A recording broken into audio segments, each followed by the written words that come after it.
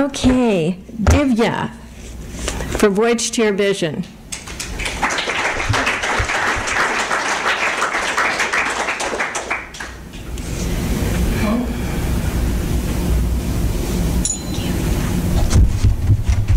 There you go.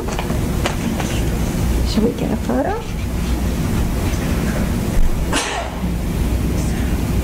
So did you have something short to say about the experience?